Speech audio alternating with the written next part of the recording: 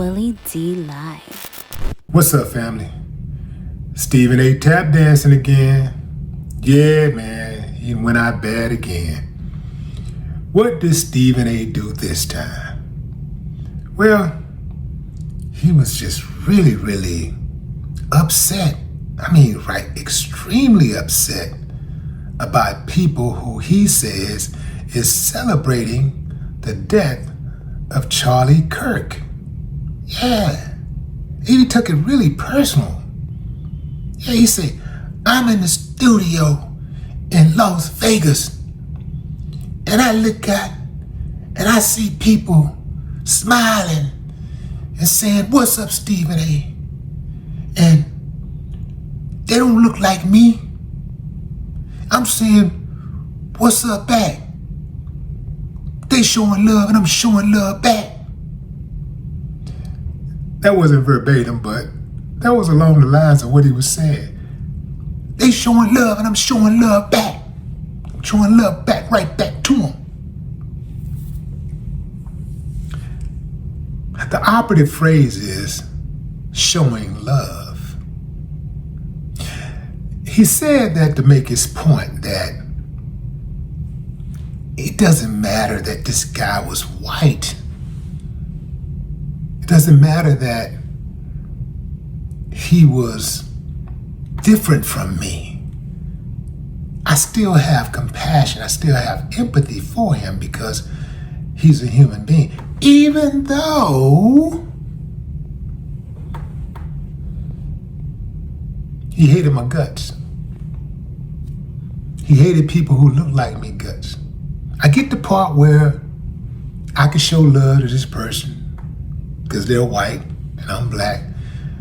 I'm the same way, doesn't matter what your skin color is. If you rock with me, I rock with you. You love me, I love you. You hate me, I hate you. It's really simple, right? But Charlie Kirk specifically went out of his way to prove time and time again that black people, in his opinion, were unworthy of anything that they had gained. If they so happened to have gained anything, it was because they were shown some type of favor or they cheated.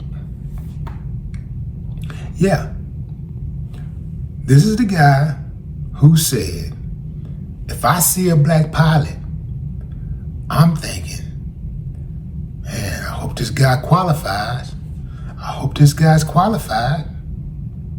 Yeah, this is the guy who said that Sheila Jackson Lee and a number of other women, black women, including Joy Reid, was incapable of critical thinking. This is the guy who called George Floyd a scumbag. See, even if he really did believe George Floyd was a scumbag, perhaps, just perhaps, from the human perspective, he could have considered that George Floyd had children who still loved him and who was hurting.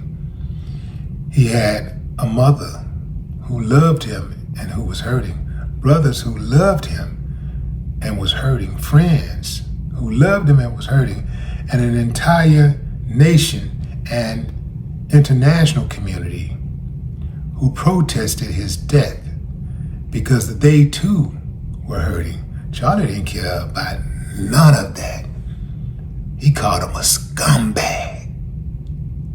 So why is it that people are now calling Charlie names and people like Stephen A. Smith is coming to his defense when he did not come to the defense of the greater community when Charlie Kirk called George Floyd a scumbag?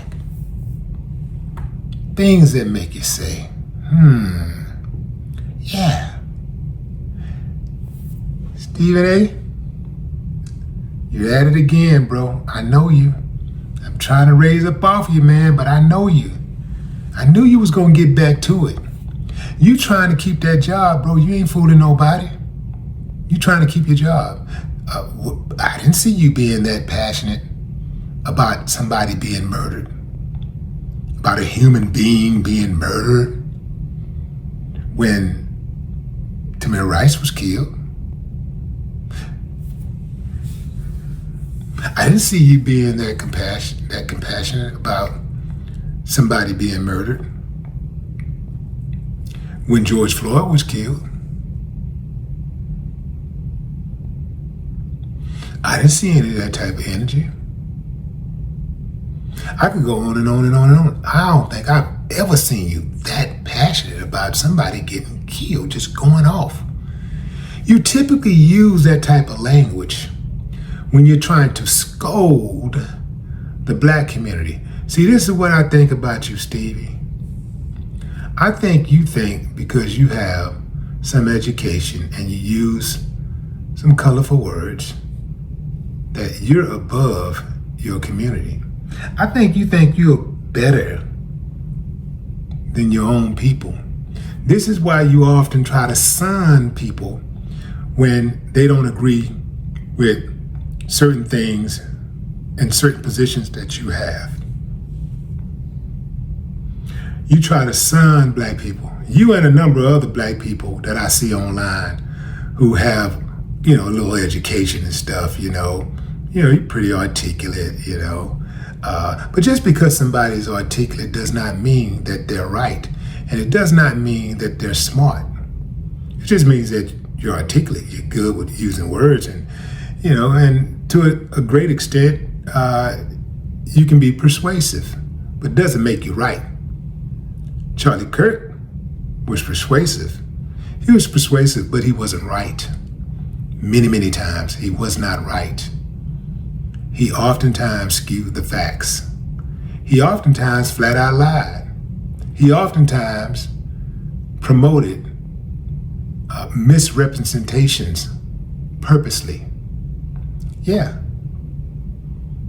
So, here's some of the things that Steve had to say regarding Charlie Kirk's death. He said, I don't care what his political beliefs were. I don't care what he felt.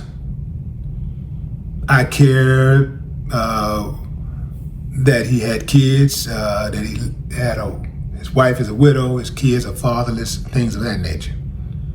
How is it that you don't care about his political beliefs and you don't care what he felt? His political beliefs was directly aligned with what he felt about you and your people. How is it that you don't care? How is it that you don't care about somebody who believes that you are less than, and if you got ahead in life, you had to cheat? If you got ahead in life, you had to be given some type of advantage. There's no way possible that you just worked for it.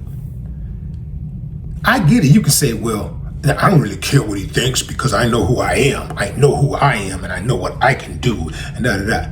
Yeah, got that part. Got that. But still, let's say you don't care, but if you really don't care, why are you speaking on him?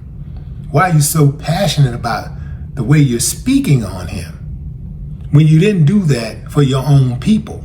That lets me know that you're doing it because you're trying to keep your job and you're trying to get them brownie points to let the man know, I got you, boss. I got you, boss. I'm with you, boss. See, did I do good, boss? Did I get him, boss? Did I get him good for you, boss? Yeah, that's what that's about, man. Come on. Come on. Was he as passionate about Eric Garner? Eric Garner was a father. He had kids. He was married. He left a widow behind and children. That was a mass shooting this week also a shooting at school. And I didn't see any of that outrage from Steve. A couple of kids got shot. Where's the outrage? Where is it, Stevie? Where is it? I'm just saying consistency. I can get it if you didn't say anything about it. You didn't go crazy about it.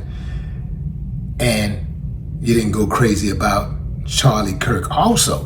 But you go crazy about Charlie. See, your comments are usually aligned with the company. You know, that's why I called you a company man last time, because your views, the comments that you make, are typically aligned with the establishment.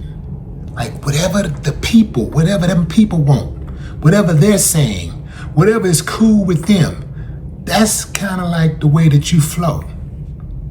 Yeah, and then you come to the black side and try to be cool, but then you go over here, you know. I do believe that if them people over there wasn't stroking the check, if they didn't have the juice, if they were not the gatekeepers, I don't think you'd be bending over kissing ass like you do. But, you know, I get it, man. You know, every day you wake up, you think about how you can make some money for your bosses. And then you try to figure out how you're going to get some for yourself. I get it. I get it. I got it. I get why MAGA is doing what it's doing. But a lot of y'all, besides MAGA, are cowards. Many of y'all did not like Charlie Kirk. You didn't like him at all. But you're out here talking about RIP. You're showing empathy for a man who told you that he thought people who had empathy was weak. He said that empathy has done a lot of damage. Remember? That's what he said. So if you're celebrating Charlie Kirk and you're really a supporter of his, well then you're doing yourself and him an injustice, because he would not appreciate empathy. He already told you that. But let's be crystal clear, Stephen A. Most people are not celebrating the death of Charlie Kirk. But we ain't celebrating the life of Charlie Kirk either. No more talk.